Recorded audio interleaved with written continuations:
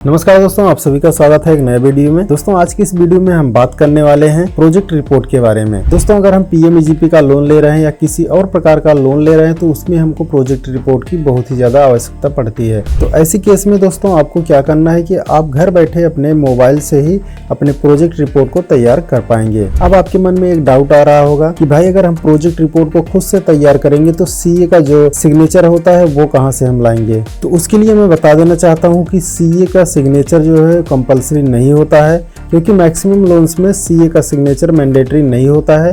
दोस्तों मेरा पीएमईजीपी का लोन जो था वो 15 लाख का था, तो उसमें हमारा सीए का सिग्नेचर का ज़रूरत नहीं पड़ा था। तो चलिए अब हम जान लेते हैं कि हम अपने प्रोजेक्ट रिपोर्ट को कैसे तैयार करेंगे।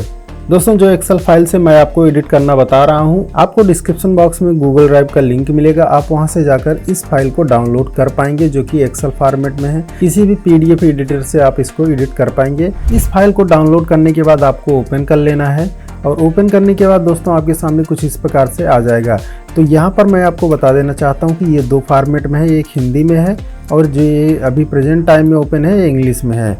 तो अगर आपको इसमें कुछ चीज़ें ना समझ में आ रही हो कि इसमें हम क्या भरें, तो आपको सिंपली यहाँ हिंदी वाले के ऊपर क्लिक कर लेना है।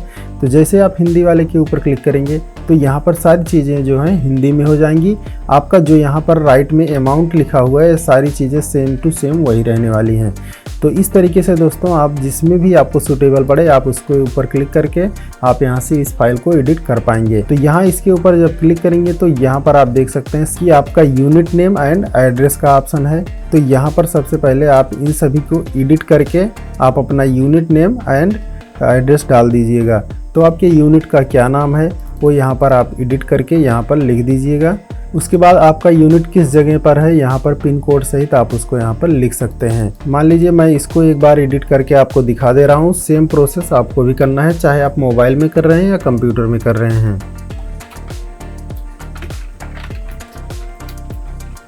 तो यहाँ से आपका यूनिट नेम हो गया। अभी आपको यहाँ पर एड्रेस डाल देना है। जो भी आपका यहाँ पर एड्रेस रहेगा तो आपको यहाँ पर पिन कोड सहित डाल देना है। तो यहाँ से मैं आपको दिखाने के लिए बस ऐसे टाइप कर दे रहा हूँ।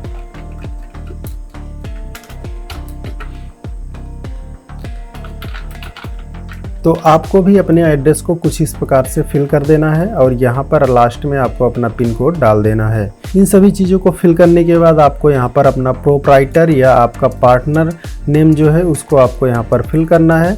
उसके बाद आपको अपना यहाँ पर एड्रेस को ही फिल कर देना है। तो आपके आधार में जो भी एड्रेस रहेगा तो आपको यहाँ पर इसको फिल करना है। तो इतना करने के बाद दोस्तों अभी सारी चीज़ों को आपको ध्यान से देखना है और सारी चीज़ों को आपको अपने आप से फिल करना है। कॉस्ट ऑफ प्रोजेक्ट, कितना कॉस्ट आपके प्रोजेक्ट में आ रहा है तो उसको यहाँ पर आपको एडिट करके डालना पड़ेगा। इसके ऊपर डबल क्लिक करेंगे। यहाँ से जैसे मान लीजिए ये 1 करोड़ था तो हम यहाँ से 50,000 डाल दे रहे हैं अभी। तो यहाँ से 50,000 लिखकर आपको इंटर प्रेस कर देना है, आपका यहाँ पर हो जाएगा। उसके बाद कैपिटल स्ट्रक्चर अमाउंट, आपके पास कैपिटल अमाउंट कितना है आपको यहाँ, आपके पास जैसे मान लीजिए 10,000 है तो आपको यहाँ पर 10,000 लिखकर इंटर कर देना है। सॉरी, कैपिटल अमाउंट तो यहाँ पर 5वें नंबर पर है, और यहाँ से एडिट करके मान लीजिए इसको हम 30,000 रख दे रहे हैं। उसके बाद दोस्तों आपको यहाँ पर कैपिटल अमाउंट का ऑप्शन मिलेगा, जिसमें आपको मान लीजिए जितना आपके पास हो अमाउंट उसको आपको यहाँ पर फिल करना है। उसके बाद आपको यहाँ पर देख लीजिए unit sale capital per year, आपका जो सेल है हर साल में कितना हो जा रहा है। अगर आप 50,000 लगा रहे हैं तो आपको कितना सेल हो रहा है तो उसको आपको यहाँ पर डाल देना है। जैसे मान लीजिए बाई सपोज हम 60,000 कर दे रहे हैं। और उसके बाद यहाँ से दोस्तों मैं आपको एक उदाहरण के लिए बता रहा हूँ, सारी चीज़ें आपको अपने अकॉर्डिंग भरना है। उसके बाद आप यहाँ पर देख सकते हैं कि लैंड या बिल्डिंग का ऑप्शन देखने को मिल जाता है। तो इसमें अगर आपका सेल्फ है, खुद का है, तो आप यहाँ पर सेल्फ रखेंगे, नहीं तो अगर रेंट पे है तो आप यहाँ पर रेंट लिखकर इसको ओके कर देंगे।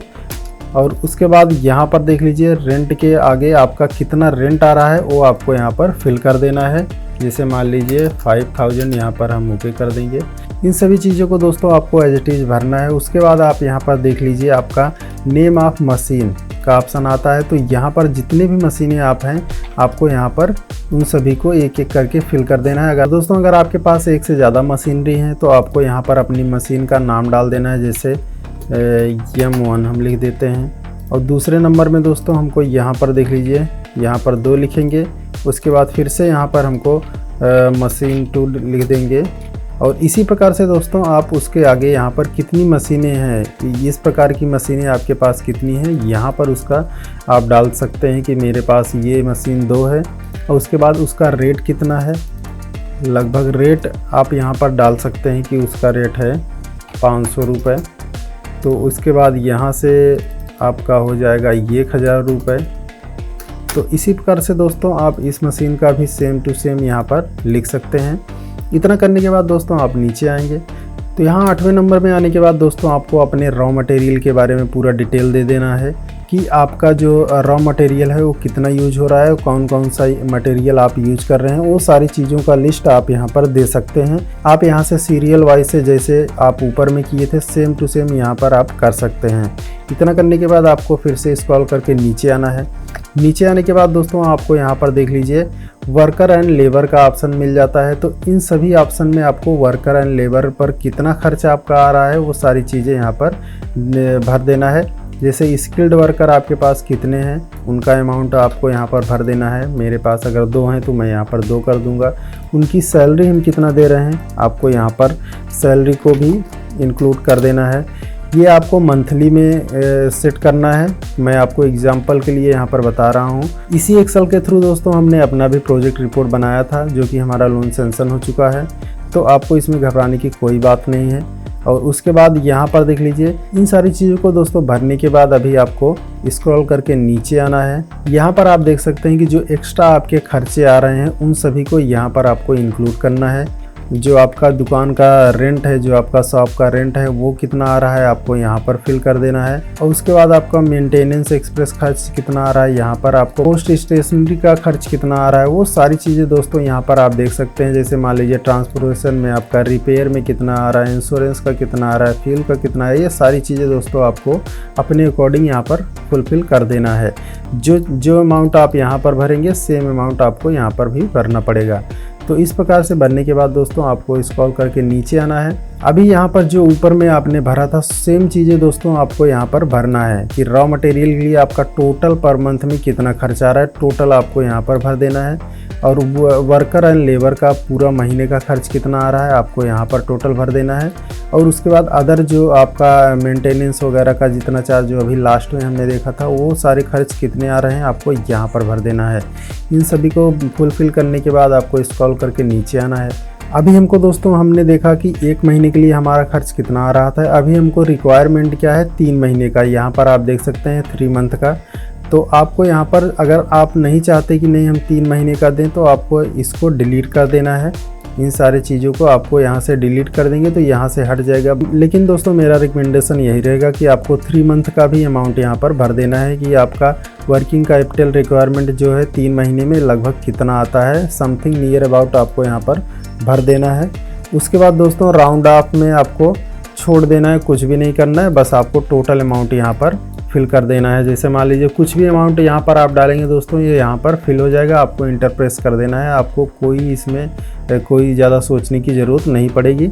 यहाँ पर दोस्तों आपको ईयरली पूछ रहा है कि ईयरली आपको 1 साल में लगभग कितना रॉ मटेरियल लगता है वो यहाँ पर आपको फिल कर देना है। और लेबर और वेजेस का जैसे लेबर के ऊपर कितना खर्च आ रहा है आपको टोटल इंक्लूड करके 1 महीने का, 3 महीने का या टोटल आपका साल भर में कितना लगता है वो यहाँ पर आपको फिल करना है।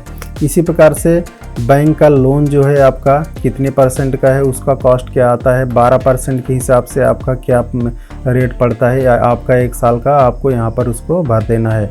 इन सभी चीज़ों को दोस्तों फुलफिल करने के बाद अभी यहाँ पर देख लीजिए एनुअल प्रोजेक्ट कॉस्ट जो है वो यहाँ पर देखने को मिल जाता है कि आपका जो प्रोजेक्ट कास्ट है, टोटल प्रोजेक्ट का कितना खर्च आता है 1 साल का, वो आपको यहाँ पर भर देना है। इतना भरने के बाद दोस्तों आपको यहाँ पर देख लीजिए आपका जो 1 साल का रेवेन्यू है वो कितना जनरेट होता है, आपको कितना बेनिफिट होता है, वो आपको यहाँ पर सारी चीज़ें भर देना है। तो आपको यहाँ पर सेल से कितना प्रॉफिट हो रहा है वो यहाँ पर फिल कर सकते हैं। और यहाँ पर अगर कोई रेफर से या कुछ और तरीके से आप अर्न कर रहे हैं तो यहाँ पर उसको भर दीजिएगा दूसरे नंबर में। और तीसरा कोई और आपके पास तरीका है जो जिसके थ्रू आप अपने सेल को बढ़ा रहे हैं तो आप यहाँ तीसरे नंबर में भर देंगे और उन सभी का डिटेल आपको यहाँ पर देना पड़ेगा, टोटल अमाउंट यहाँ पर देना पड़ेगा।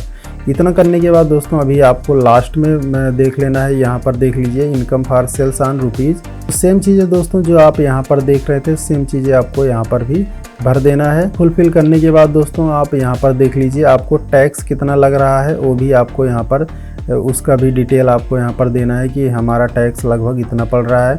और प्रॉफिट आपको यहाँ पर परसेंटेज के हिसाब से आपको देना पड़ेगा। तो यहाँ पर आप इसको चेंज कर लीजिएगा। आपको अगर 35% का प्रॉफिट हो रहा है, 40% का प्रॉफिट हो रहा है तो आप यहाँ से इसको भर सकते हैं। इन सभी को दोस्तों फुलफिल करने के बाद आप यहाँ पर देख लीजिए एप्लीकेंट सिग्नेचर का ऑप्शन मिलेगा। तो जब आप इसको प्रिंट आउट करेंगे तो यहाँ पर आपको अपना सिग्नेचर कर देना है।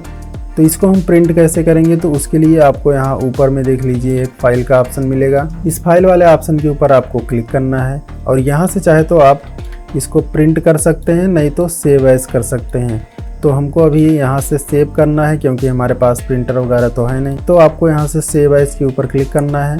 उसके बाद आपको अपना फोल्डर सेलेक्ट कर लेना है किस जगह आप इसको रखना चाहते हैं। तो डेस्कटॉप के ऊपर तो यहाँ पर देख लीजिए प्रोजेक्ट ई रिपोर्ट के नाम से ये एक्सेल वर्कबुक के नाम से यहाँ पर देख लीजिए फाइल का जो टाइप है यहाँ पर एक्सेल में सेव होगा। तो आपको यहाँ सेव बटन के ऊपर क्लिक कर देना है। आपकी ये सारी चीज़ें वहाँ पर सेव हो जाएंगी और इसको आपको मिनिमाइज कर देना है। तो यहाँ पर हम देख लीजिए अभी ये रहा हमारा फाइल, इसको हम ओपन कर लेते हैं। तो यहाँ पर देख लीजिए दोस्तों हमने 40% वगैरह जो यहाँ पर डाले थे वो सारी चीज़ें यहाँ पर हमको देखने को मिल जा रही हैं।